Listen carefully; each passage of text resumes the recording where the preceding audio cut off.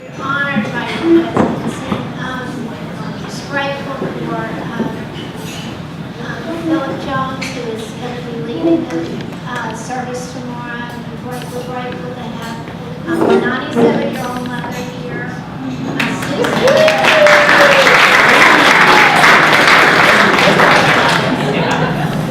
my sister and brother, my brother-in-laws, my sister-in-laws. Just so grateful to have all of you. Some of you traveled very far. And we just want you to know we're so honored by your presence. And I'm going to start off our. And did I tell you? Can't hear. Oh, you can't hear? Okay, hold it close. I wrote a book called And Did I Tell You? A Mother's Last Minute Words as Her Son Leaves for College. In it, I listed all the things that I was afraid of that I might not have told you before, that you needed to know both in life and in college. And maybe I've forgotten to tell you some of those things by the time you were 18 years old. Some of the things that were in here were ask people questions about themselves. Treat every girl you date as if she was someone else's wife. Someday she very well will be. Treat her like you would want your future wife to be treated by the guy she is spending time with right now. It kind of makes sense now too. Other things that are in this book, I'm even thoughtful because they were written by Frank Miller, God's precious daddy. I used some of those, his quotes from the Sunday school lesson that he taught. And as I pulled this book out this past week, and I just thought about that, all those things. I thought, tonight my thoughts kind of wander over to maybe another thought. Maybe I needed another book. Did I show you how to love her?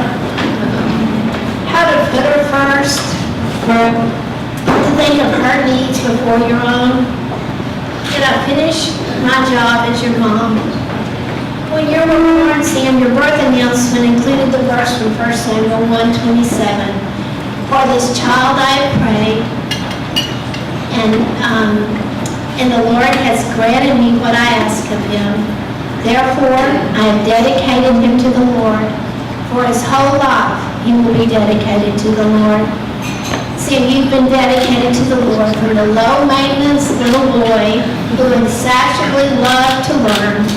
We always knew what letter encyclopedia Sam had read the night before. We came downstairs talking about at breakfast. And who loved all things baseball. To the young man that you are today, still a learner, your dad and I have always been envious that you can actually remember what you read. Still low maintenance and still a lover of baseball. But you are more. You are a man after God's own heart. I'm so proud of you, Sam. But my toast tonight is to Robin, to you, Robin. I'll always remember the time that Sam first met you.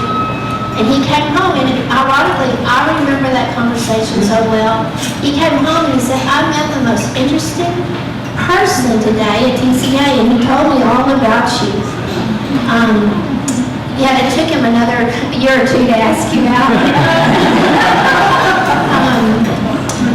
You bring out the best in him, Robin. You have him doing things in which I failed. Like keeping a calendar. How many I bought from 7th grade on that remained empty. Jay and I even sent him to an organization class. But somehow you have him on a calendar by the second month. I can't wait to see what you do with his room picking up skills. But more importantly, Robin, you respect him. You know how to encourage him. You round him out. And not only that, you are so gifted. You're thoughtful and disciplined. And you love Jesus. We welcome you, Robin. as part of our family. And we'll also respect you and Sam as you become your own family. I want you to know that. I had 2 prayers for Sam from the first time I knew he was coming. I prayed that he would know Jesus as his Savior, that he would love the Lord with all his heart, soul, and mind. My other prayer was for the woman he would someday marry. I prayed for you, Robin. God has answered my prayers immeasurably more than I could imagine or ask for. Like Hannah, tonight I'm going to stop to praise God, to thank Him for the answers to my prayers. Tomorrow when you exchange your rings, Robin will place on your finger Poppy's wedding ring. You were named for both of your grandfathers. They modeled for you what it is to love a woman until one places the other into the arms of God. Your nominee is here tonight as a witness to that love and to the goodness of marriage. She gave that ring to her husband 75 years ago. Marriage is a picture of God's love for us, even though that ring may possibly be lost, or maybe someday passed down to your own grandson. God's love never ends.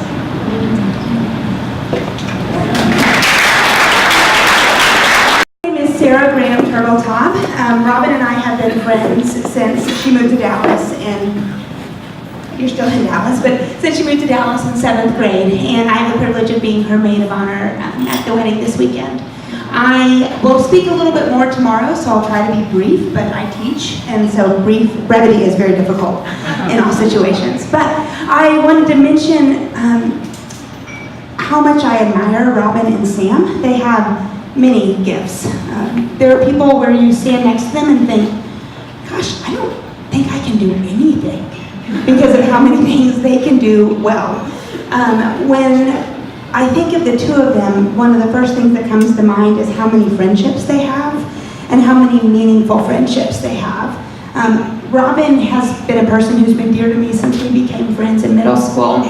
And as I've met her bridesmaids over the course of this weekend and gotten to know other friends, I'm continually in awe of how many people know her well and how many people she knows well. And as I've gotten to know Sam more post high school, and all those pictures tonight reminded me of what I remember about Sam in high school. As I've gotten to know him more over the last several months, I've been really impressed with his friendships and the people that he remains close with. And a neat honor for me is that I've known the Turner family since Kenny and I became friends when she came to Trinity in high school. And something that I've admired about the Turners is how closely connected they are to people. And the Turners are remarkably good at maintaining close friendships with people. And I've seen that passed down in Sam. And since I've met Robin and her family since moving to Dallas, I've been impressed by how well they stay connected to people, but also by the strength of a family of women. And to watch the 4 of them navigate life in a new city in the midst of middle, high school, and elementary school, watching them do that with grace, dignity, and courage has been especially impressive. And as I look at both you, Sam and Robin, I think what a privilege it is to have watched you all maintain close friendships with people, and your ability to navigate all situations with strength and courage and dignity. And I'm so proud of both of you, and I'm so grateful. I think, gosh, the Lord gave me the best of friends, and I love you both. Congratulations. Yeah.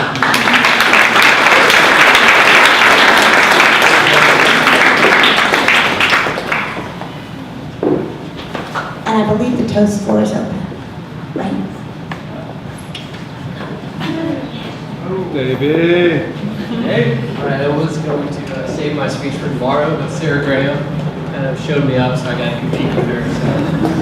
So, growing up with Sam as my older brother and being a Turner, the youngest Turner of 4, I was overlooked sometimes. You know, I was the baby, so I wasn't taught things like I needed to be taught. I wish Mom would have given me that book when I was a kid. So I learned a lot from my brother. Yeah, I looked up to him a lot. His habits, some good, some not so good. I learned them. One habit in particular is just like a classic Sam habit. So we shared a bathroom together. And in the mornings, he would take 45-minute showers where he would read the newspaper and eat his breakfast. So his body would be in the shower and his head would be poking out of the shower. He would be reading the sports page, see what was going on with the Rangers the night before, and also eat breakfast. So it really taught me how to multitask. Another habit was his love for reading. I unfortunately didn't really learn that one. But I actually ended up hating that habit of his because being the younger brother, I wanted to hang out with him constantly. Like, he was my best friend. I wanted to hang out with him and his friends, and he would just read in his room, and it really bothered me. So I wanted to wrestle with him and do activities with him. And so I complained so much to my parents that I think in the history of kids, I got Sam grounded. Like no other kid no other kid ever been grounded from reading, but Sam was grounded strictly so he could hang out with him. Another story that kind of exemplifies how I looked up to him and how he actually treated me is he was very open to the annoying little brother always wanting to hang out with him because the way he loved me was incredible. But so one weekend he was going to go spend the night at Jay Denton's house, and I was very sad about this because my brother was leaving and I wanted to hang out with him. So I threw a fit. I was like, Sam, don't leave me, don't leave me. I want to go to Jay Denton's house. Jay Denton's a cool friend. And so Sam called Jay and got me invited to Jay's house. Played Risk all night. It was incredible. So I guess as you grow older, though, an older brother means more. It's a different meaning that it takes on. And so what I have, the biggest blessing in one of the biggest blessings in my life is the fact that I get to use Sam. I get to sit there with Sam whenever we go on a road trip, whenever we go hunting. I get to sit there and ask him questions. The questions are always about the Bible, the Gospel. He's a scholar of the Bible, and it's just an incredible blessing that I have in my life that I'm curious, and so I get to ask him questions, and he just fills me with knowledge constantly, and it really is a blessing. I've learned so much from you, and the great thing about y'all's relationship, Robin, is that you bring the same. You are just as knowledgeable about the Gospel, about the Bible, and I get to learn from both of y'all, and I've already, at dinner tables, I've already gotten to, ask those questions, and y'all both have different perspectives, and it's quite incredible, and I feel so lucky to have y'all in my life. Not only, what we've done in the past, but going on that now they are married, spend more time with y'all, and really get to fill my heart and my brain with knowledge of the Bible and wisdom. It truly is incredible. So. Cheers to y'all. Cheers.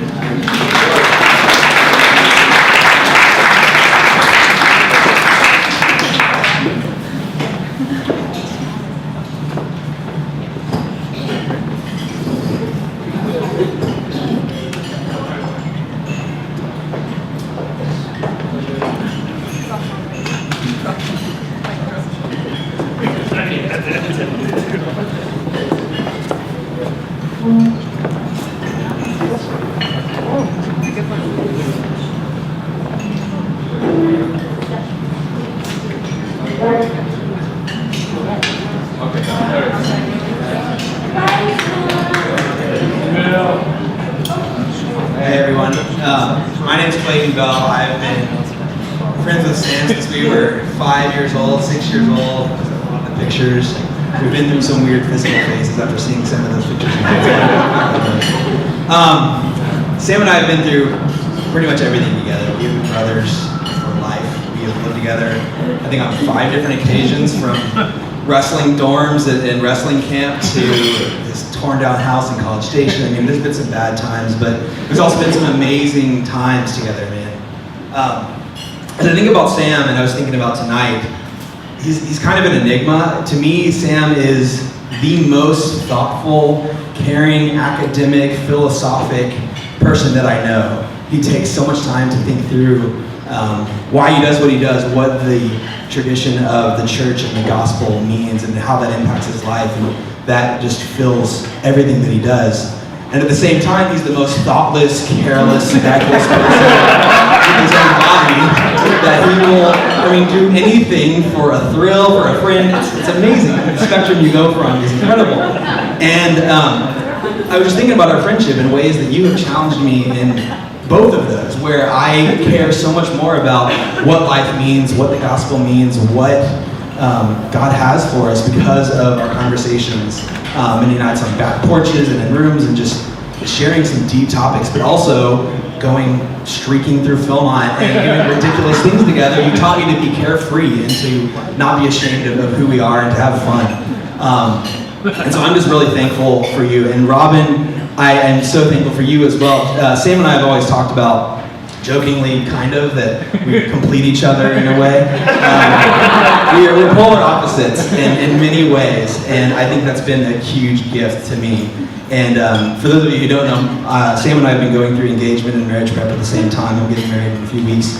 And it's been so cool to see us go through this process with girls that are very different from us in many ways. And I think that strengthens these relationships. And I've seen that through our friendship. And Robin, I see that in what you bring to Sam. And I'm so excited to see how you will complement each other and how the Lord will use that for his kingdom. So I want to say cheers to you guys. Congratulations. It's been an incredible journey, and I look forward to many, many years and trips to come. Cheers. Cheers.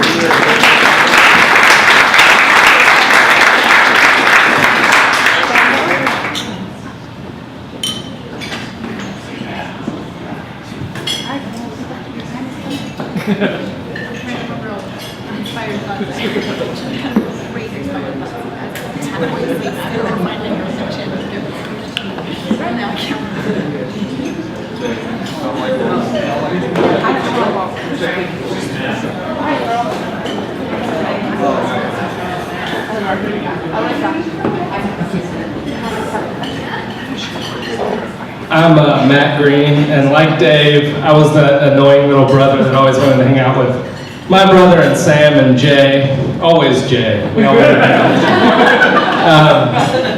Jay. But a few years ago, during Sam and I's just perennially single stages of life, my dad told Sam and I that we should just marry each other for the tax breaks.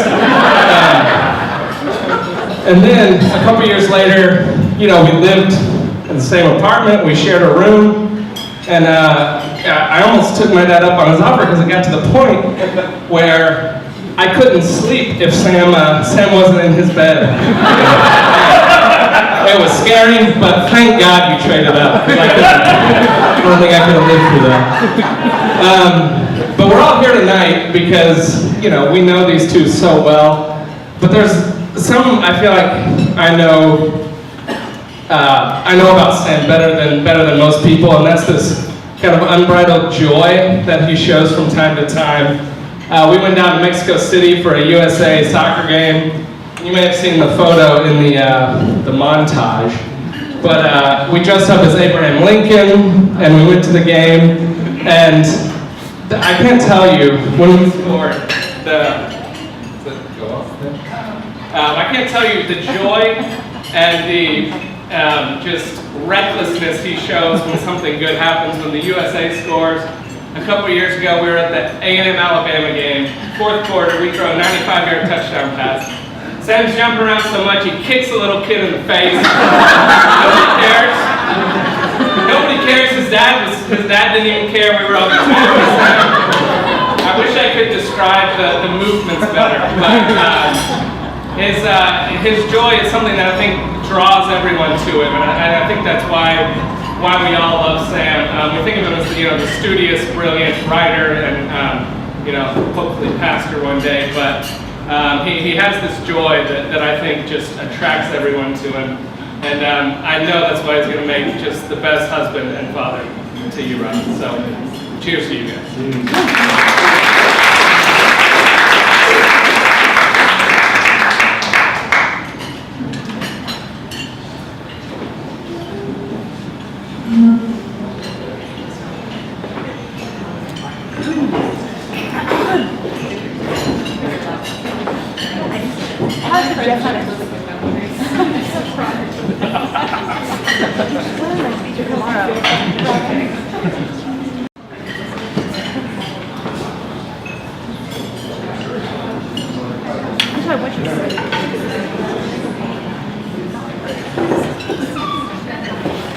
I don't want to know what he's going to think.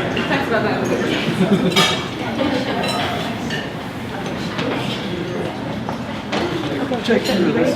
What? This isn't my field. Teacher, yeah, I can do it.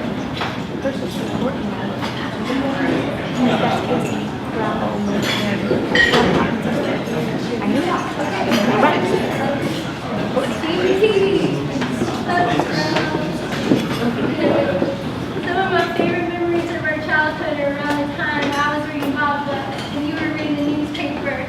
And I always remember being so proud that I had such a smart brother. And when I shared a bathroom with you, I remember you take an hour-long shower and I thought that's what was happening, but they gave me some insight onto what was transpiring.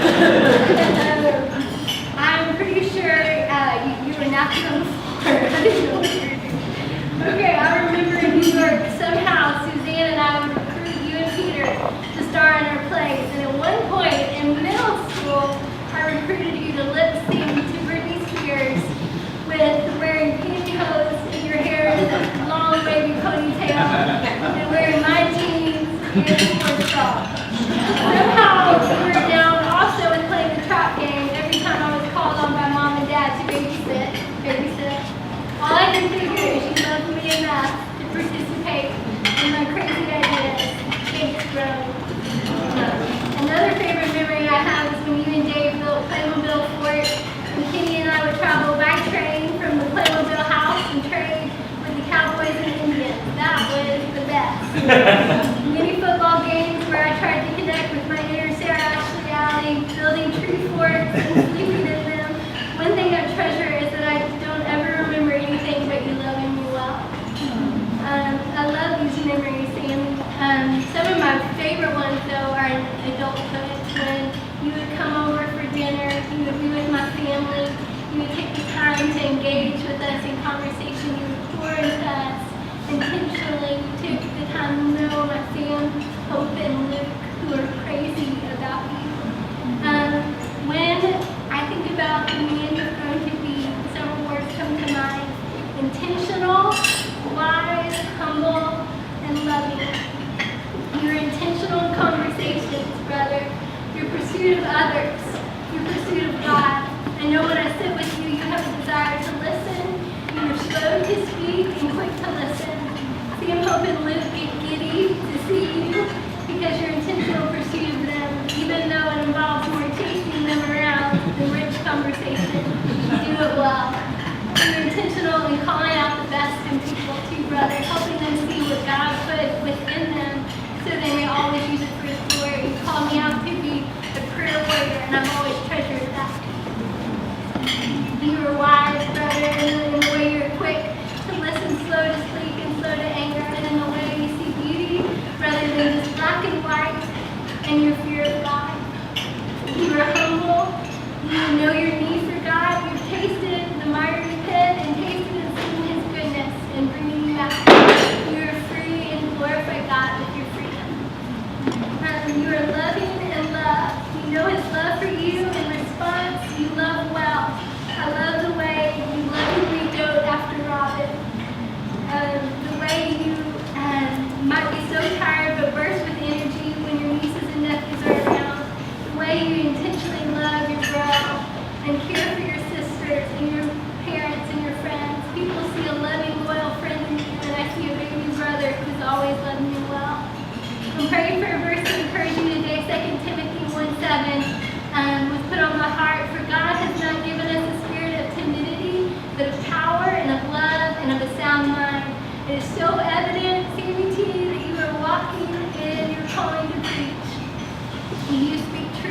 boldness and love. God has given you a sound mind also, one that can combat anything with truth. And beautiful Robin, I delight in how you embrace Sam's calling and are willingly uprooting for this season, hopefully not for always, but to support him. 7 years ago, Sam asked me to pray for a godly wife, and it is pure joy to see his provision of you today. So thankful, sweet sister, I'm grateful for you. You are marked with gentleness and kindness, Robin. I delight in your desire to show hospitality to others and bless them with your delicious cooking and intentional conversation, even the day before your wedding. Robin cooked for us today. This morning. It's pretty incredible. I delight in your desire. Oh, I already read that part. Okay. You have a beautiful strength about you. You're a woman who knows who you are in the Lord. I love the giddy that comes out in you when you talk about Sam or talk about y'all's love story. I love the passion God put in you to see children know and love Jesus, and your desire to come alongside parents and help encourage them and equip them and train up their children in the Lord. You are a lovely Robin, a beautiful match for my brother. I was listening to Proverbs when I was driving today, and I heard this verse, and I immediately thought of you. And as she opens her mouth with wisdom, and the teaching of kindness is on her tongue. I'm thankful for that about you. Thank you for being a woman that fears the Lord and loves my brother well. Tomorrow I will be basking in God's face. Love you guys.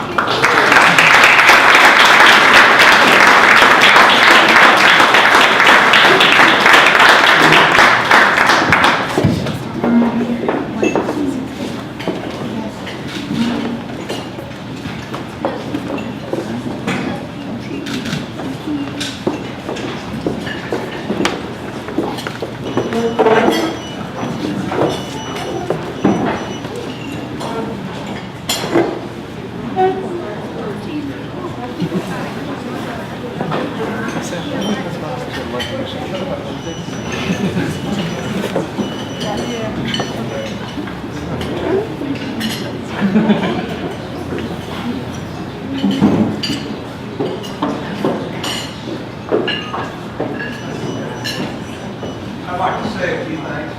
Oh, hang on, Randy.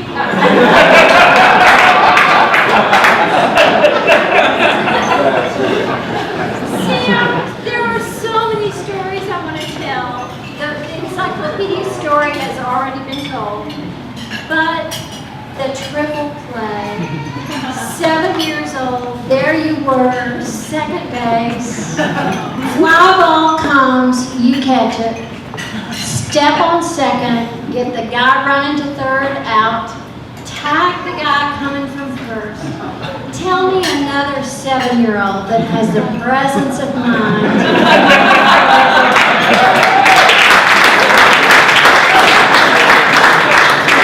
You were my sports star then. The next year, your 8th birthday, I am so engaged in your love of baseball. And your birthday party is at Ranger Stadium, where your mother has invested in the outfield seats for you and your friend group. Bobby and I are there behind first base with your sisters, where we have this great banner that we unfurl after the 3rd inning in front of 12 people's faces that says, "Happy birthday, Sam."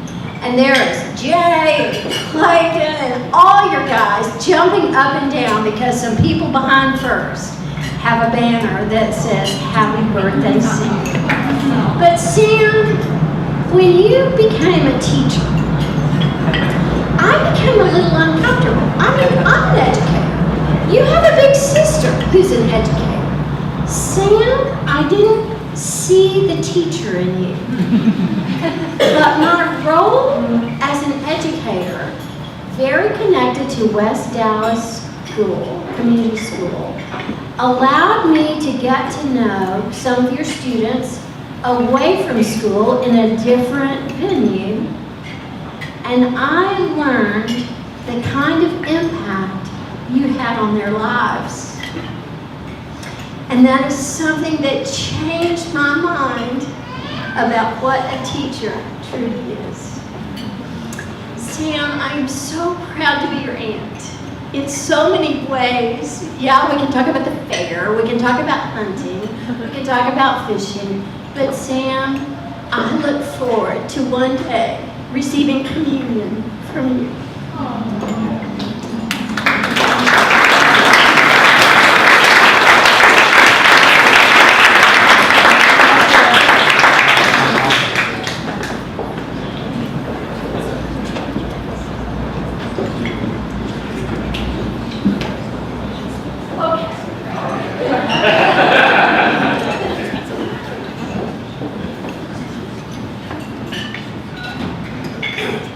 My name is Randall Turner. I am Sam's hipster uncle. Now an old man, Noda.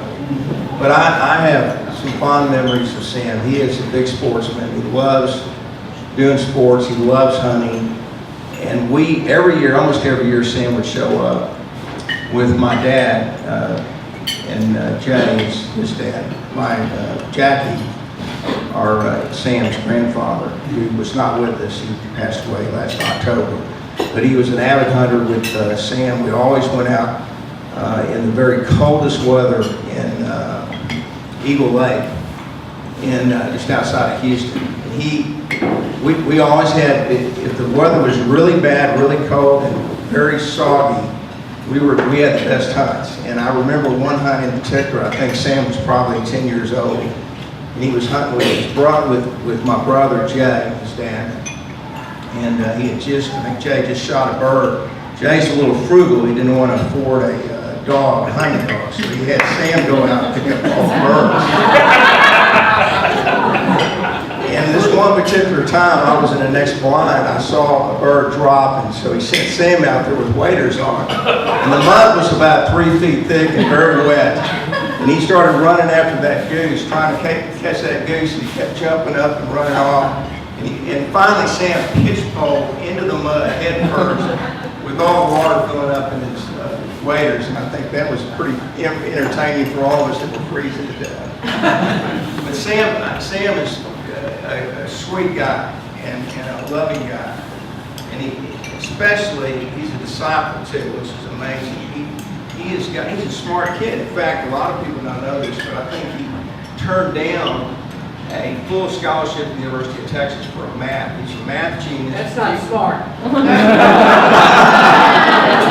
It's brilliant. Yeah, his frugal father was very upset about it. But Sam is a brilliant kid. He's smart. He's a loving kid and a discipler now, which is really significant for the family, the Turner family, to have a future pastor to come in and not only be a disciple to me and to Nikki, my wife, but to my kids and his nieces and nephews too. We're just really excited to have Robin on board. I think Robin really complements, Sam very well from what I've heard, because of some of Sam's attributes and characteristics at home on his cleanliness. So I think this is going to work really well for him. It'll be a good offset, just like Nikki is a great offset for me. And I really wish the world for you too. I think you guys are going to be a fantastic couple. And also, it's very clear to me that you're going to be great disciplers of Jesus Christ and present the gospel to the world, which is what we need more of. So, toast to you guys. Love you.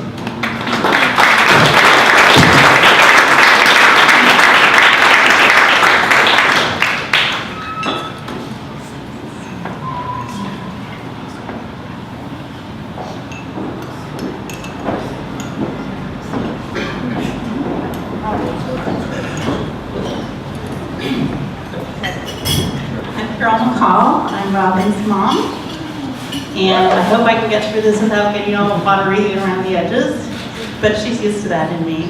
So some of you heard when they got engaged the story of how I had prayed the February before that on her birthday that the Lord would bring someone into Robin's life who would love her deeply, who would value her strengths and not be intimidated by them, but actually want to put wind in her sails, and someone who would just get her and be a beautiful companion to her. And I could have never even imagined how anyone else could have filled that better than you, Sam. And I don't know you well yet, but I'm looking forward to time to have that opportunity. But it is even the first time Robin told me that there's a boy, we've been on a couple dates, and it was Mother's Day weekend that year. And just the things she was telling me about was like, oh my, they're a good fit. So I'm really thrilled for the ways that God has fitted you for Robin, who I know much better, and also the ways I see Robin fitted well for you. Sam, you bring to Robin a very gentle, quiet strength, a steadiness that is beautiful. The fact that you are both so deeply, broadly well-read is wonderful. You just get each other. You get the things that you value together in the Lord and the things you value together in relationships. I could have never engineered something more beautiful, so I'm thrilled for both of you. As I've thought about your relationship and the marriage that you will have, I just hope that you will always remember that you are God's best gifts to each other. And whether it's because of your strengths that shine, and isn't he wonderful, isn't she wonderful? She said, "Mom, he's great, I get to marry him." That was after they got engaged. But that you would remember that you are gifts to each other, not just because of your strengths that you will always admire and all of that, but even in your areas of weakness and brokenness. Those are also ways that you are gifts to each other, because those are the ways that God will stretch you and sharpen you and grow you and just show you things that you would have never learned otherwise. And so I was thinking, I need my thumb here just a second. So I was thinking about this word gift, and just because of the Christian ed major in me, which Robin understands, I kind of have to do this. So G is that you would always be generous in love and in grace and in forgiveness and compassion and encouragement. You'll need that in spades throughout your marriage. And I already see that, and so I pray that those seeds will just keep on being watered in your relationship. I is for intentional, and Robin is one of the most intentional people I know, but I'm learning that about Sam also. But my encouragement is that you would be intentional, not just in the big things, which is easier, you have a big goal, you work towards it kind of a thing, but that you be intentional in the little things, the little everyday things that reveal your attentiveness to serving one another in love. And only you two will know, especially, what those little things are. So I just encourage you in that. F is for faithfulness. Not just faithfulness in your marriage, but faithfulness to God, to his calling in your lives, faithfulness in cultivating and exercising the gifts that he's put in you individually, but that he's put in each other, that you would just be that wind in each other's sails to chase after the things that God has called you to. And faithfulness to love sacrificially, to love each other's strengths, and also to love each other tenderly in the broken places. And then truth. 1 John says, I have no greater joy than in knowing that my children are walking in the truth. So Robin's grandfather has that on a plaque in his study. And I feel that way also. I'm sure Nancy feels that way also. And it's a joy to see you both walking in the truth, and I pray that that truth will always be your guide, the truth of who God is, the truth of who you are in Christ, the truth of what he's called you to. And I look forward to seeing how your children will be blessed by seeing you treasure each other as gifts to one another. I got a glimpse of what your children might look like someday, because I got to see all these really cute pictures of Sam tonight. They were precious. And I was like, oh, they might have a cute little boy someday. That'd be great. So, and Robin was a really fun, adorable little girl too. So, yeah, they just might have some fun little people someday. So I hope that your children someday will be blessed by that gift that you are to each other and that you will be to them also. I love you both, and I'm thrilled for all that will happen tomorrow and in the years ahead.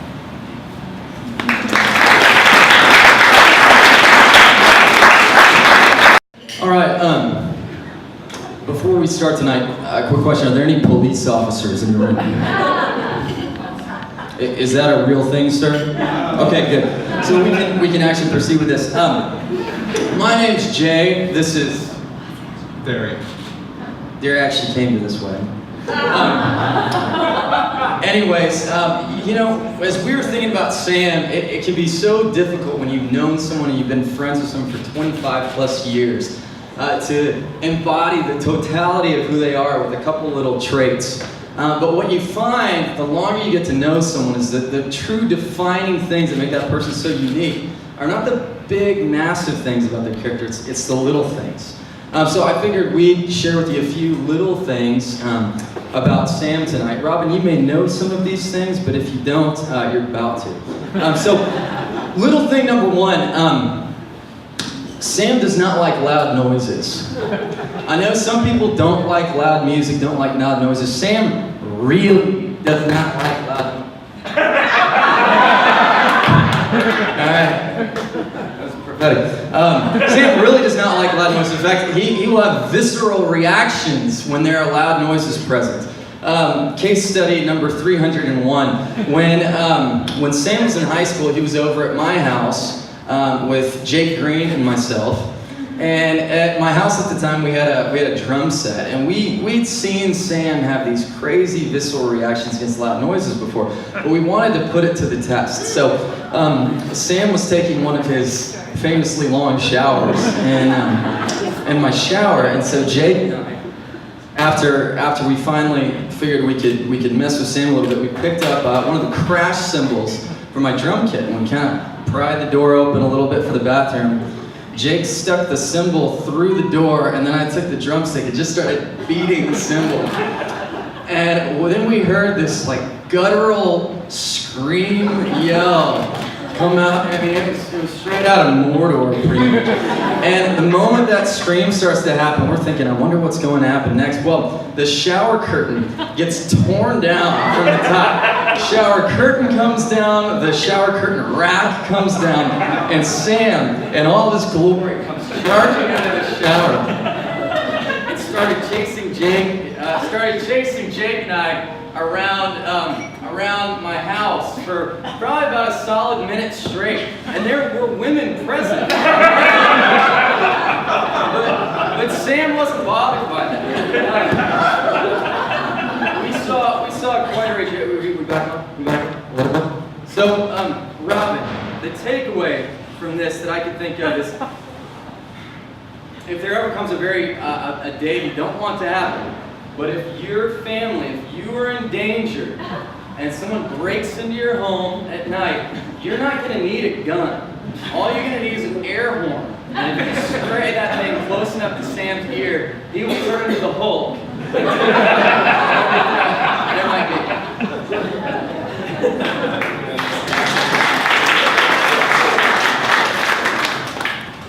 In case y'all didn't get it, this is Jaden. He's 6'3", 200 pounds of muscle, and he's single. He works out every day, he keeps it nice and tight. I mean. So any single ladies, Jaden. Derek, you're the one standing next to me right now. That was your turn? We really need to rehearse this. All right, so another little thing about Sam. Another little thing about Sam would be Sam has a deep appreciation for some of the finer things in life. He doesn't necessarily have the ability to hit the off button or the stop switch when he's appreciating some of those finer things of life. I think that if you have a cat and you leave for a week and you put a week's worth of food out, the cat will ration itself nicely, and you come back and the cat still has a little food left. If you leave the house for a week with a Labrador, and you leave a week's worth of food, that's gone in about 3 minutes, and then the Labrador's sick. So Sammy has a deep appreciation for things like the game Red Alert, things like Super Smash Brothers, Dr. Pepper, and another thing I discovered in college called jalapeno poppers. I came back from a semester abroad, and so I had some off time and one winter time in December. So I went and visited Sam and Clayton over at Texas A&M. And Sam and I were going to a party. It was a sorority function, party of some kind, and so we were going to make something, which is already a train wreck waiting to happen. But we decided we were going to make jalapeno poppers. So we went to the store. We got 100 jumbo jalapenos, about 7 pounds of bacon, and cream cheese, and we made just over about 100 jalapeno poppers. We showed up to this party, and because we're such bad cooks, it took us forever. And so we got there right about the time they're serving dessert. So some people had a few of these, but Sam and I ended up going home that night with about 75. And then we figured just to complete the picture a little bit, we each picked up a 6-pack of Dublin Dr. Pepper and took it home with us. And over the course of the next 2.5 hours watching some movie that we don't even remember what it was anymore, we consumed 75 jalapeno poppers and 12 Dublin Dr. Peppers to us. So, fast forward about 6 hours later, I kind of wake up out of this daze. The type, you'd never think that college guys would wake up with a massive hangover from Dr. Pepper and jalapeno poppers, but it is a thing. So I woke up in this haze, and as I'm kind of coming to, I hear this groaning from the other room. The door's open, I look over and I see Sammy groaning.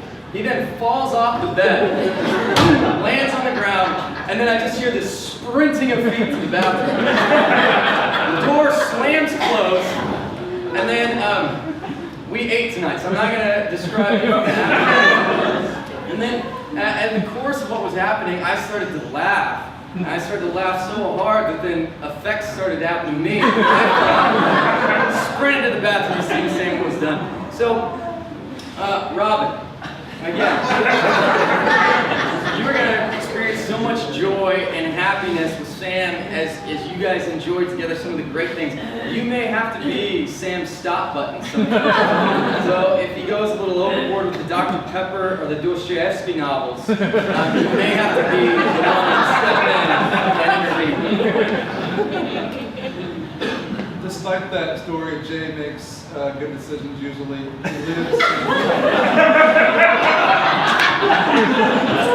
Los Angeles by the beach. He's a successful singer-songwriter.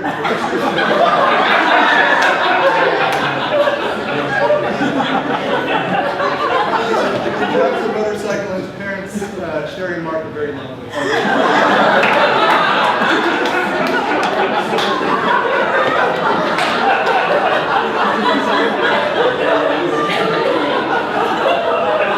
There, that song's going very different.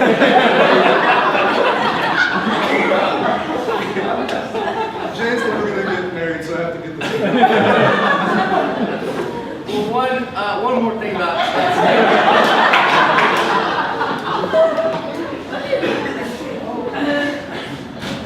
and this is on the serious note. When you think about a person's character, and someone with Sam's type of character, sometimes it really is difficult to pull one particular trait that strikes you most about them. But as I was really thinking about it for Sammy over the years, and Sam, this could be so applicable with what you go into with your life and what you're doing with your life and what you feel called to. Sammy, you embody grace.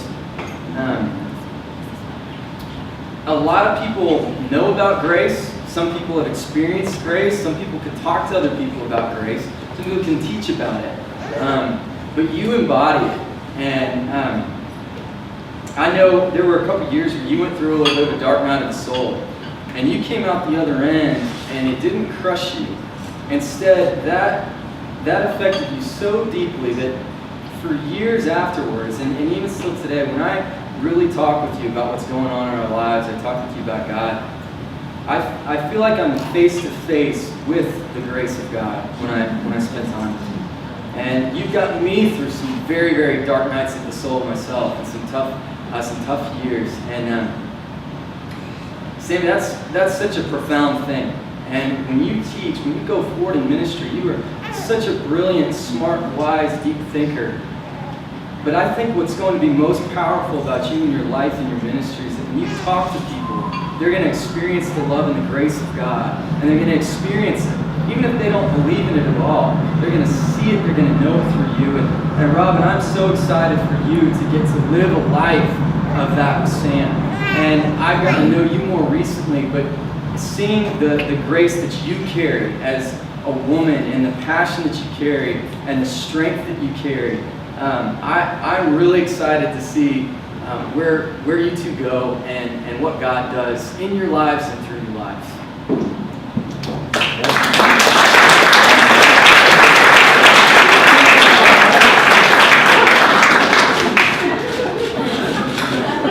I'll talk about Sam's character. I'll keep it short. Sammy, I love you. I've known you through about everything. All those photos, it's fun for me to look at those and remember. There was a photo of you and Davey in the mud. I think Luke and I were in the mud on the other side. But I've seen you as a kid. I've seen you go through college. I've seen you as a professional poker player. As a teacher, and now in seminary, getting ready to get married.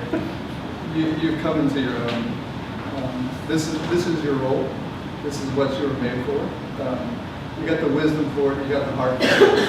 And for me as a friend, to get to draw on your wisdom makes me happy. And also makes me happy to see you in your element with someone who shares that love for you. So life will change you to do different things, but it's so wonderful to see you doing what you were made for. So I love you. Thank you.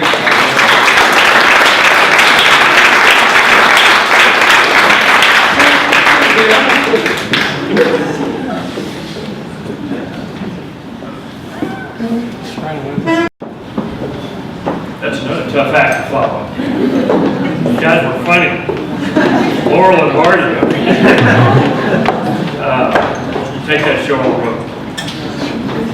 Mary and I had the great privilege of walking through premarital classes with Sam Robin. And what a blessing it's been. What a privilege it was to be asked by y'all to spend some time with you in this very serious way. I've known Jay since college through my college roommate grew up down the street from Jay. So I got him a bit in college, and then over the years, as the Lord would have it, my sister Kay and Nancy become such close friends too. And then one of their daughters married my son's roommate. It just continues to go on like that. And then now, Clayton, who you all have been hearing about, is engaged, getting ready to get married to my niece, Liza. So it's just, when I stop and think about it, put it in perspective, it's crazy how the Lord works. You know, how the Lord is really, truly working all things together for the good of those who love Him. And it's clear that everybody in this room loves the Lord. It has been wonderful tonight to hear from the Turner family and to see the traits that are true in Jay and Nancy kind of visible in the children and the things that you've had to say about your brother Sam. And I'm thinking that's what family is. You know, all families are dysfunctional. Nobody's got a perfect family.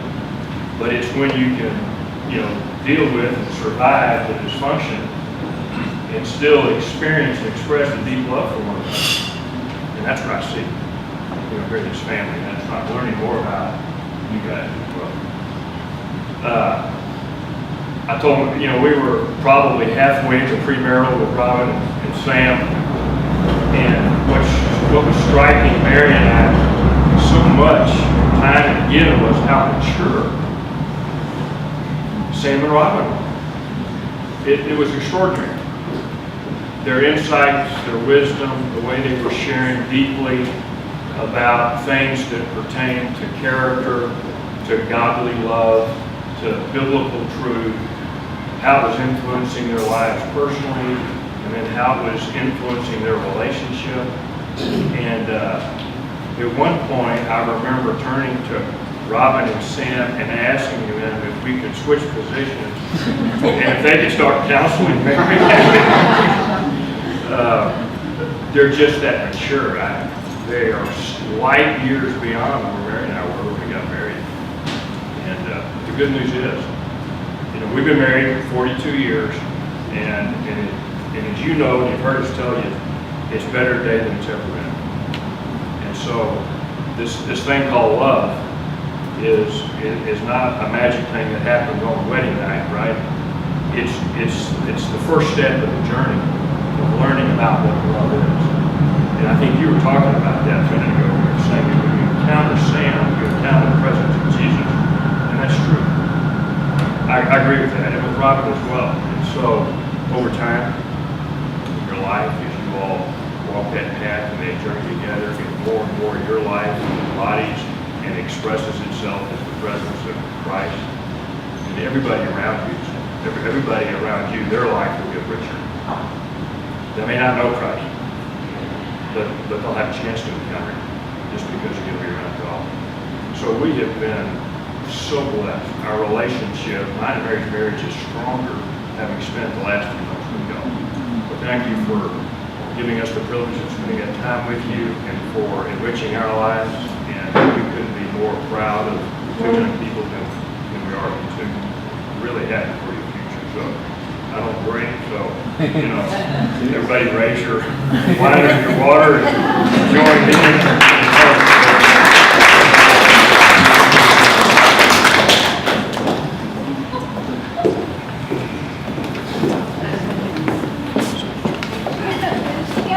Do you need a microphone? Yeah, I get to represent Carpool One. But you don't know, starting in preschool, there was a Carpool One, called Christian School. It's the Turners, the Bells, and the Chestnuts. The Chestnuts are up here, because Jill broke not only her knee, but her foot. So, she made me agree to stand up to represent both of us tonight. Carpool One and Kilo Sambo. So, we feel like Nancy did a great job in residency. But Jill and I feel like we parented you too. We helped teach you some major lessons in life. One would be being punctual. We had to talk to Sam, I really can't honk the horn more than twice. Neighbors don't like that. When you hear a horn, you really need to come on out, Sam. So we got to work on that. The next thing was we could train them out how to get dressed on the way to school. You pick up, you honk, they come right, you have to notice. Sam, you honk, you have to look and watch the door. Watch, he's coming out, he's coming out. No, wait, go get your belt, get your belt. Get on your PE bag, get the wrong shoe. Constantly, okay, Sam, get the car. Put your belt on. Getting ready before we went to school. It was life lessons going on in carpool. Also, like last minute memorization. Clayton had it down pat. Ted had been working on it for weeks. He finally had it down. Sam was like, wait, we have to have something memorized. Like, hey, start saying it. Sam, let's go. Let's get this done. So we felt like we came along, helped parent you, Carpool One, and Robin, I cannot say enough about you. Because everything we knew that Sam needed in life, you are it. So, Nancy, Jill, and I, not one of us, can tell you he's going to pick up his ring. We're going to have to leave that one to you. But we can tell you, you're getting kind, gentle, godly music. We've seen in the making. Everyone's attested to that. We got to see it from day one in the making. God has made you just the man that you need to be, just as He made you the woman that He needs to be. So we're so glad as Carpool One to be part of His making and now to celebrate it to you. So here's to you.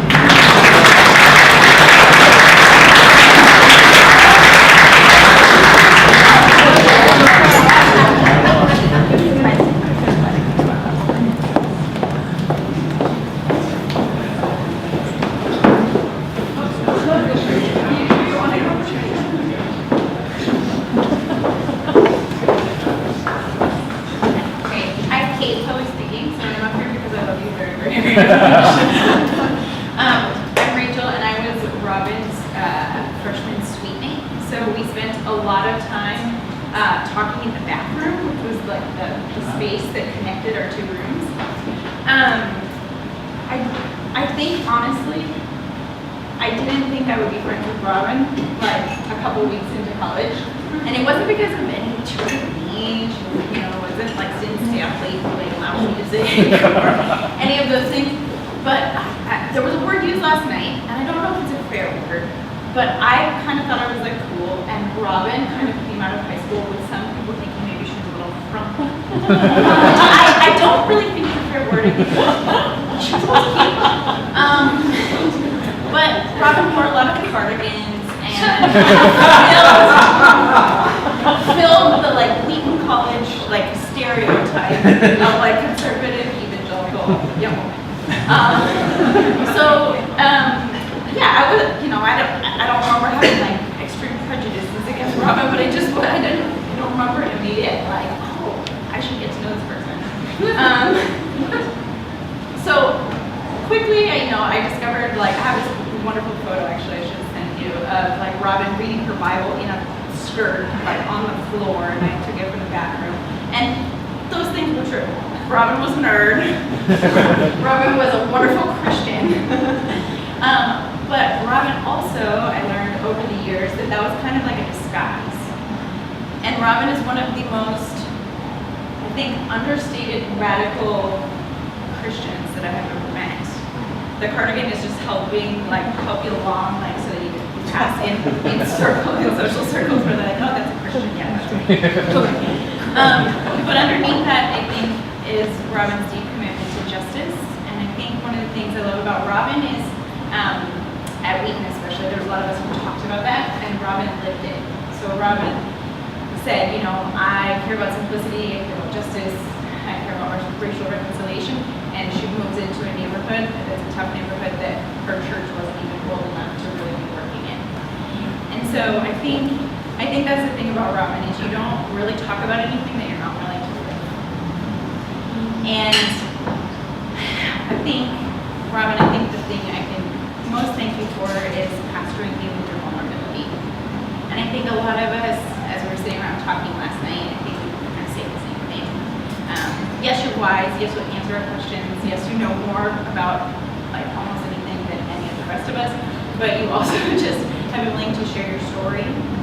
And I think that's been one of the things that's probably been most significant for me in our relationship. So thank you. And Sam, I'm so excited. I don't know you. I met you today for the first time. Well, we met on Skype. But I think just seeing how excited both of you are about vulnerability and community, and just how you naturally already are both pastoring, taking care of people, bringing people to Jesus. Maybe where they would say they know God, maybe others that don't, but just seeing the grace of God through you. I'm just so excited for you guys to walk together. Sam, I'm also really excited that you're like messy and careless and everything because Robin needs that. I didn't know until very recently that all of this like living interpersonal commitments actually is like a part of this like table that she has with her life and this chart and everything. I was like, oh my gosh, I'm not your wife. I'm guessing maybe you don't have one of those. Anyway, I'm just so thankful for you, Robin. Thankful for everything that you taught me. I think I came into freshman year as somebody like very guarded with my story, and I think your willingness to share yours was just a huge part of my growth. So thank you. We don't see each other very often. We're very far apart since graduating, but I feel like just as close as today as I did 7 years ago when I graduated. I'm so grateful for you. I'm like you guys have already started together, and that's very, very dear.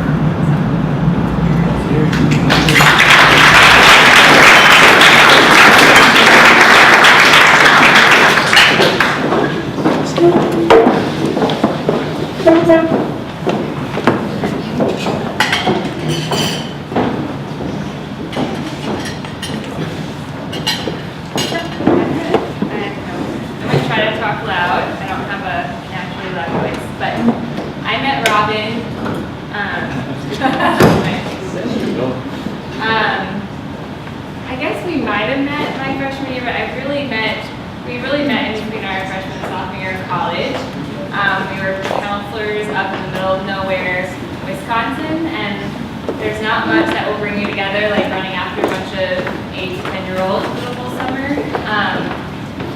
But we didn't run in the same circles in college, but we got lunch every single day, or every single week, once a week,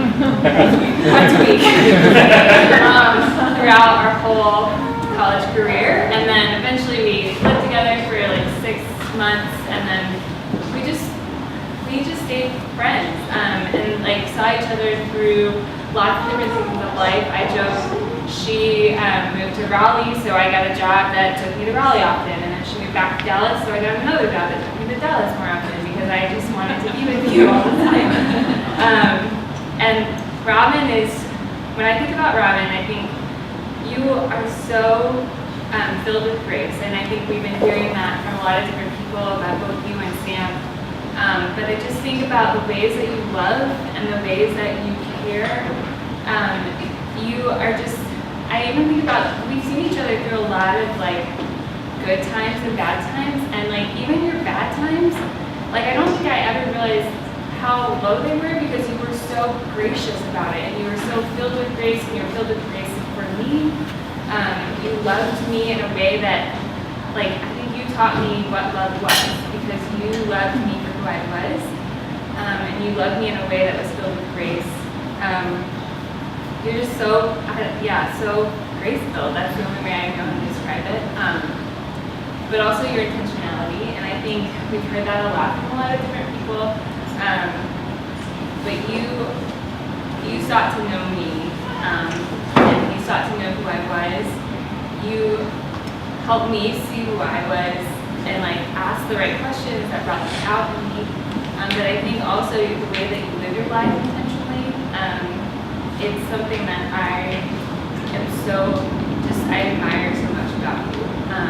And I don't know Sam that well, but I trust you, and I trust you, Sam, because I trust Robin, and I trust how intentional she lives, and I know that she has picked a good match because I know the ways that she's lived her life. And I've just been sitting and listening to everybody talk, and I feel like this is rare. It's rare to have people from all over your life come and celebrate you. That's just in our culture these days. It's just harder to keep in touch when you move away. And it's not rare for you guys because you both are so intentional. And I know that I've been so blessed by that with Robin. And I'm getting chills because I just can't imagine, I love that about you. And so I just, I love that we can all come and celebrate you guys. And I thank you for being intentional in my life. Sam, thank you for loving Robin. Thank you for being intentional in all of your friends' lives. That is such a beautiful truth and beautiful light in our culture where we're moving so fast that we don't even take time to know people, but you guys take time to know your friends and to know your friends. And I just thank you for loving me, and thank you for being a part of my life even when I wasn't the greatest of friends. And I love you. So.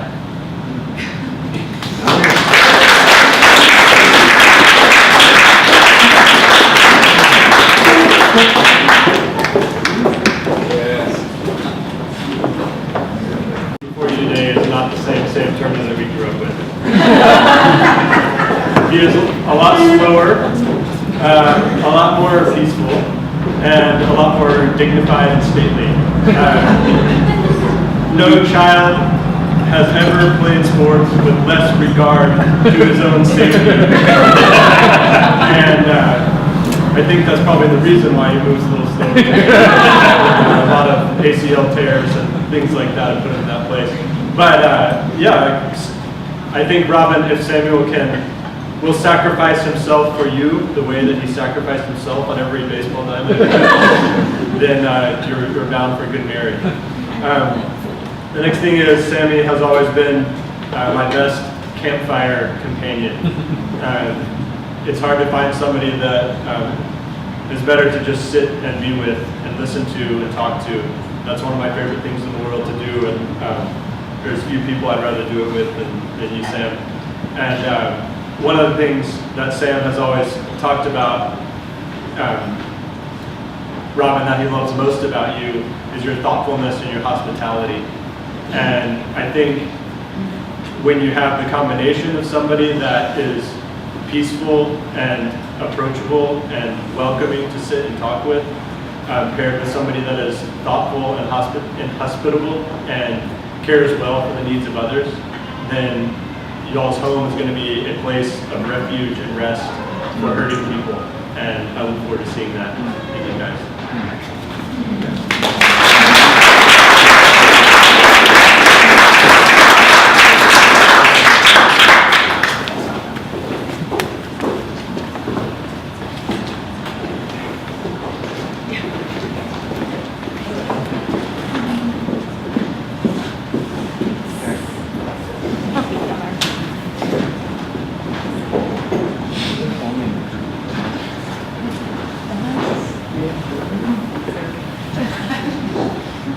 Hi, I'm Alyssa, and I've been one of Robin's roommates for the past 3 years at the house on Willow Lane.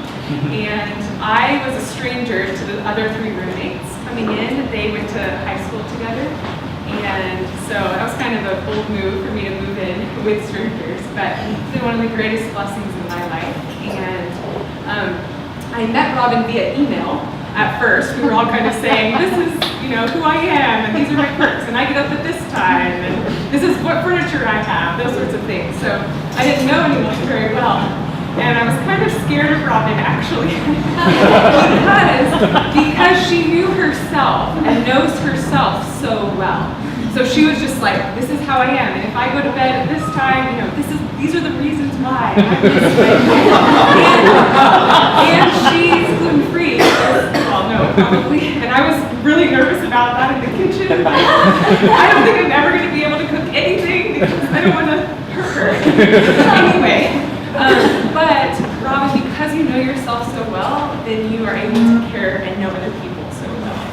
And to, again, like everyone's saying, be intentional and gracious to show the love of Christ in that way. And so I've been so blessed to live with you. And another great thing about Robin is that she's an introvert and she's quiet, like me, and we're the 2 introverts in the house. And that's been such a blessing to, of course, have conversations with Robin and share coffee in the morning, but also to just be quiet. We can be there for hours alone together, and usually working and doing homework, various things. But that was always a comfort, just knowing that someone else was working very hard next to you and someone else was in the house, but then also was there when I had questions on my homework, knew that she cared about what I was doing and that we could have a discussion about it, and that she would challenge me and support me if it was something I was thinking and I was trying to say. So thank you, Robin. And Sam, I was texting Sarah Graham earlier that we're going to miss you at the house because you came in and it was kind of like, oh no, there's a boy here now. But you, like people are saying, you compliment Robin so well, and you are intentional and you care. And every time you were there and we were there, you talked to us too. So thank you for that. And we just know that your house, your home, wherever it is going to be a wonderful place. And we're all going to come.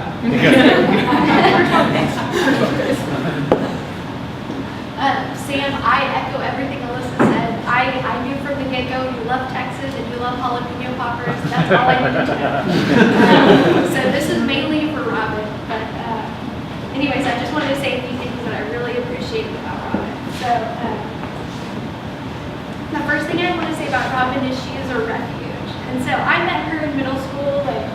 I was also joined in middle school in 7th grade, which is a horribly awkward time for AJ, but even more awkward for us. So I came to school with like a pixie cut and like those 6-inch Steve Madden heels. So, and I came home the first day and I was like, Bob, nobody's gonna like me. Everybody thinks I'm a lesbian. I feel like I have to get Nike shorts and go to Canada, otherwise I'm never gonna fit in here.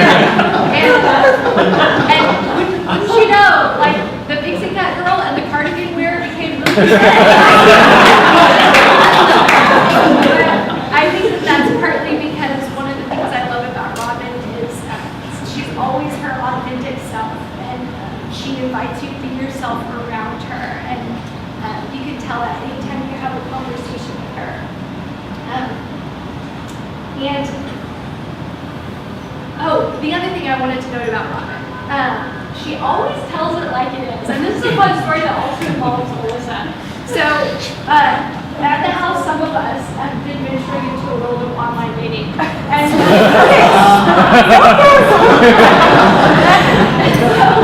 the funniest part about this was, like, I had been like matched with this person that knew Alyssa, and Alyssa was being so nice about it. She was like, oh yeah, go on this first date, it sounds interesting. And then I told Robin, and she just looked at me, she's like, can you cancel it? She's just like, ew, I'm not gonna go anywhere. But she just she has a way of just saying things so matter-of-factly and in such a kind way that you think that was your idea. The third thing is Robin will always remember everything you tell her. She's like a huge knowledge soaker.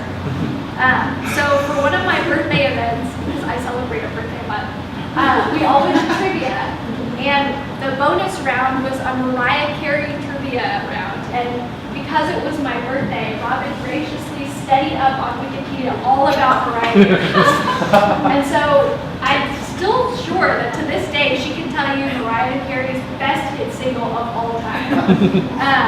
And she did that.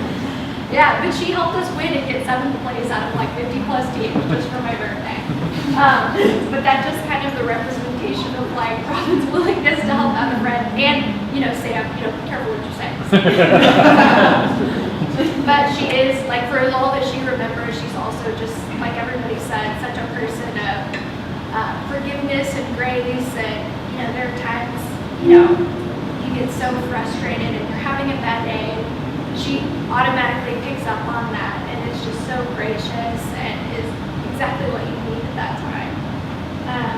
And then last but not least, this is just for the roommates, guys.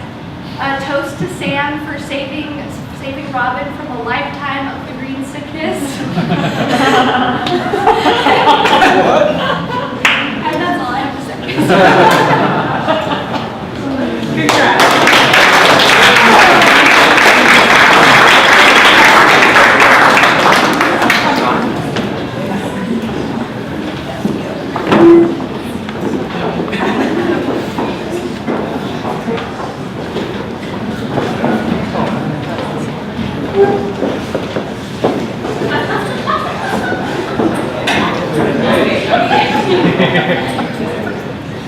So I am Sam's baby sister, and thanks to all the love, I got a little bit beat up on. As a baby sister, Sam and Dave would play this game called Rehearsal. And after they got sick of seeing each other's friends and each other through the gauntlet, I got sent through the gauntlet. And they would set up the room with all their pillows, and they would have me run through, and it was rough. So thanks to all the love, I got a little bit beat up on. But my bro at my rehearsal dinner wrote this incredible poem, and whose brother writes an incredible poem? I literally have the best brother, and I love you, Sammy. I could go on and on about just how you've been there through thick and thin, how you encourage me, how you challenge me, how you love me. I think everyone in this room could, and I'm the best. I'm the luckiest girl in the world to have this older bro. I pray that Wyatt has a little sister that he is half as a brother as you are, because you're beautiful. So I love you. One of the things that I feel like that both of y'all just have such a gift in is just every time that someone sits down with you, they feel known by you, and that you desire to know them. And y'all are both so intentional, y'all are both so wise, y'all have such incredible gifts, and so looking forward to just seeing how God uses y'all wherever y'all are. And just so thankful. One of my favorite stories I think of Sam is in high school we really got to be close, and my older brother got to take me to school every day, and we would listen to a few of our favorite songs, roll down the window, sing as loud as we could, and we would take a few people in Purple One to school, and they started kind of falling off, saying, I'll find another ride, because Sam and I would just be in our own world just singing, and Sam had this Camry that there was a quarter that got stuck in it, and every time you turn, there'd be this long horn that went off for, I think, a solid year and a half. But brother, I love you. I'm so thankful for you. I'm so thankful for the just being such an example in my life and such a hero. I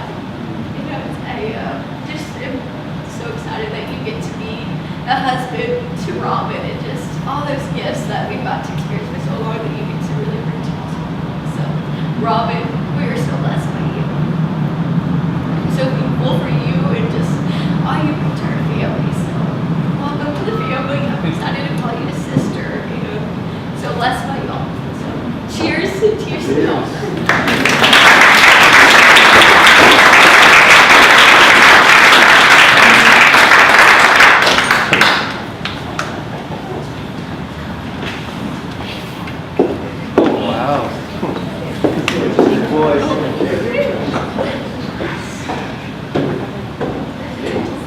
Alright, my name's Jake, and I'm one of the guys who's known Sam since we were 6. Actually, 2 weeks ago, Sam brought me to the brink of tears when he spoke at my rehearsal dinner. It was moving and touching, and he spoke volumes about our friendship and Sam. You should not expect me to receive it. I don't like crying, it makes me uncomfortable. Sam has always been able to get people to feel very strong emotions. His words tend to be deep and profound, and his actions can bring tears. Even 6th grade Sammy brought our PE teacher to tears, albeit with an accidental headbutt to the groin. Which earned him his childhood nickname, Low Blow Sam.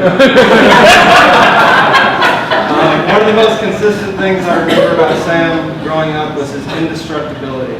You could always count on Sam to sacrifice his body. He's had a near-death staph infection from wrestling, torn multiple ligaments in football and airsoft tours, and broken major bones in his body. But he always does it with a laugh. Most of the time it's a pain-filled laugh, but even during some of the worst injuries I've seen him suffer, his brain is still able to find the humor. And it's with that fearlessness and great attitude that Sam takes on everything in his life. When he believes in something or loves something, he will dig in his heels and fight for it with everything that he has, even if it means taking some mental and emotional blows. And those are the qualities that you want in a friend and a husband. What I love most about our friendship is the way we communicate. It's been said that you've found a true friend when you can enjoy a silence together. Neither of you feels the need to speak, instead just enjoying each other's presence and soaking up the moment. This happens so often with Sam and I that a casual observer might think we don't even like each other. But even on phone calls, when Sam and I run out of things to say after an hour or so, there have been multiple occasions where we'll just sit there in silence for long periods of time. I get how that might sound a little strange, but I think it's wonderful. Just two friends who love each other and like being around each other in any way that they can. Robin, you found a fantastic guy, and I wish y'all endless moments of happy silence together.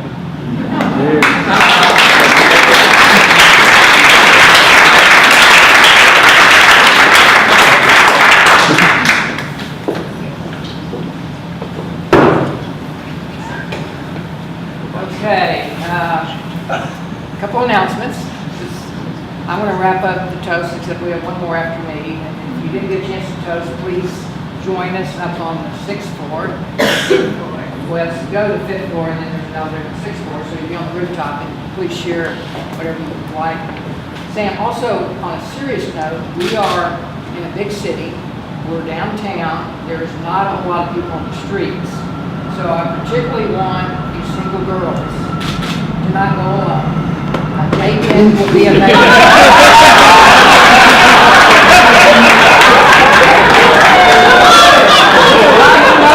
Internet meeting? Is that internet meeting? Internet meeting. We'd like to talk to you about internet meeting. Please be sure to have an escort. Okay, we'd be glad to.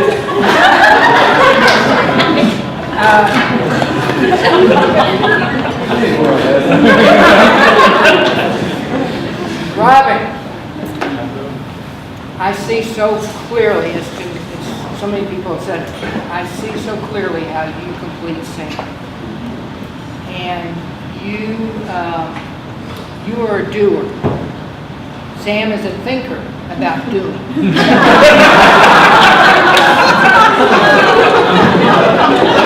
You plan. Sam is spontaneous. You are a wonderful cook. Sam is a great partaker in fast food. You are organized and neat, and, well, you're about to live with us. But, you know, I've lived this, and I think Sam's going to get to live this. God will use you as an instrument to sanctify him. And that's one of the many good gifts of marriage, is that a wife sanctifies a husband and a husband sanctifies a wife. And you'll do it as much in your differences as things that y'all enjoy and partake in. And as my girl said, we are so thankful to have you in the family. Sam, last night we had an intimate dinner with just our family, and we got to go down memory lane and talk about things. And I have one story about Sam that I want to share, and it was about 20 years ago. Sam was probably 9, 10, or 11, and he was at the age where I couldn't read to him anymore because he was way past my reading ability. But he still would let me kiss him goodnight, and so I was kissing him goodnight, and as I was saying goodnight to him, I said, "Sam, I love you." He said something back to me that I've thought about ever since for 20 years. He said, "Why?" And I don't really, I'm sure I muddled through something, but I've thought about that question for many, many years. And Sam, here are a few reasons that I don't love you for. I don't love you for your incredible mind that God has given you, that you've been blessed with, and the way you soaked up classical literature at Providence and TCA, and the way you love history, and the way you take scripture, and you put it all together and it comes out with truth and culture and literature. But that's not one of the reasons I love you. And I don't love you because of your determination. You, everything you did in sports, you were probably one of the only persons in high school that lettered in 4 different varsity sports. And one of them was cross country, which you never ran till your junior year, and you only did that, you gave up football your junior year, and I'm convinced the only reason you did that is so you could drive your sister to school because she was going to run cross country. So you went out for the cross country team, and you ended up being the most valuable player on that team. You went out for wrestling. Your granddad was a wrestler, and you never wrestled before. They threw you out with all the varsity kids, the Division I athlete that wrestled at Ohio State. You got your clock clean your freshman year. You got your clock clean your sophomore year, and then it all clicked your junior year, and you ended up 3rd state. And you became the captain with your good buddy Clayton for your senior year. But you also tore your ACL your senior year when you were going to start in football, and it wiped out your football and your wrestling season, but you came back strong for your baseball season, you finished strong. So, but it's not that determination I love about you, Sam. Things, and you left A&M, but you came back and you aced your school, and I was, in each of these cases, it wasn't because I loved you, but I was proud of you. I was proud of the way you came back and got your degree at Texas A&M. I don't love you because of the way you serve those junior high kids in West Dallas, who many of them didn't have a positive male figure in their lives. You poured your life into them. I was proud of you the way you did that. And I don't love you, Sam, because you're going to be a pastor, and that you're going to use all these gifts and talents that God has given you, and that you're in your calling. I'm proud of you. I don't know if I'm going to be a good preacher's father, but I'll do my best. But those aren't the reasons I love you. I don't love you because of your achievements or because of who you are. I love you because you're my son. And that, it's an imperfect love, because I'm an imperfect father. but you have a perfect Father who loves you perfectly. And so God so loved the world that he gave his only begotten Son, which I can never do, so that whoever believed in him will have everlasting life. And Robin, you won't be able to love Sam perfectly. Just remind him he has a Father who can love him perfectly. And as I think about y'all's life together, I know that if you love God with all your heart, all your mind, all your soul, and you love each other like Christ loved the church and gave himself up for it, your marriage will be blessed. And so I pray that you would have what Christ came to earth for. He came that you might have life, that you might have it abundantly. So amen to y'all.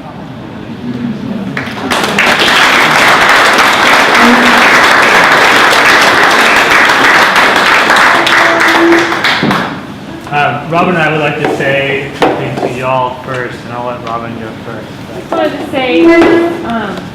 say thank you. Sam and I, over the last 14 months, 15 months that we've been dating and engaged, have really tried to get to spend time with a lot of friends, both building community and introducing people, whether it's on Skype dates to Guatemala or Chicago, or in person sharing meals with people or meeting people. But we consistently leave and in the car afterwards or conversation later that day, we'll just say we have the best friends. Like, he'll introduce me to these people and I'm like, we just hit the jackpot. Like, Sam has these friends that love him well and know him deeply, and that is such a joy for me that he has people that have known him so well for so long and love him deeply. And it's been great to be able to share experiences that, people are saying that, 10 years ago we were freshman studentmates. Like, that doesn't seem that far ago, that long ago. But Sam knows me better because he's met people that have traveled across the country and around the world to be here this weekend, and has known me well for a long time, and who will continue to be in our lives. And none of the people that are here just showed up for the first time after a decade. It's been people that have really invested reciprocally with both of us for decades that we've had. And it's a joy that we get to spend a weekend with you celebrating. And it's also a joy that we count on all of you to still be our friends for decades to come. That this is not this is the beginning of our time together, but this is also the beginning of some relationships I'll get to have with some of Sam's people and Sam to be able to continue to be a part of the friendships that I love to maintain. So thank you for coming and being part of our weekend here, supporting us and praying for us and caring for us well. We know ourselves better because of the ways that people know us and love us. So we are so thankful to each of you. So I wanted to say something just about community and what it's meant to us. My mom always talked about how when I was younger, I didn't really need people. I was always in my own world. I had baseball, I'd escape into our book. Like, my brother would always come and bother me because I could go in my own world and be totally fine. And as I grew older, that became a big part of my life, being alone, and sometimes really healthy ways. But there were some times in my life where I was too much alone, and I went into some places that were darker and walked away from my family and my friends. And when God really called me out of that, what he did was he put me with people, and he made me see his grace in the faces of other people. And what I've seen in my 20s and now 30s with the people that are gathered here is that God has put people in front of me to remind me of who he is and his love for me. And each one of you, in some way, has brought that to my life and has really brought me to the face of God. There's a line in Les Mis, the end of the musical, is to love another person is to see the face of God. And many of you have loved me really well, and in various ways, in so many different ways. And that love has shown me the face of God. And so I'm thankful for that. And what has been such a joy to me is to share that with Robin. And I don't think I could find a better match in many ways, as Jeff summed up so well and others have summed up so well, that Robin is intentional and thoughtful and hospitable, and Rachel brought up how she really does live out what she says, and she commits herself to it. And what I've seen in her is such an intentionality towards this kind of community, and she longs for it, works for it, loves it. And each one of her friends gathered here, I mean, her network of friends extends over the country, and she is always on Skype days, always going. I mean, Jake and I will sit on the phone for like an hour, then we won't talk for like 2 months. I go there, but Robin's like has a date every single week. She's got Friday lunch with Christy, and then she's got like these dates on the calendar, and it's just like every week it's the same thing. And she's being so intentional with these friends. And what I found in Robin is a true partner to seek the face of God in community with others. And I can't wait to make Robin my bride and to welcome y'all into our home. So with that, cheers to you, cheers to Robin. Thank you for being here.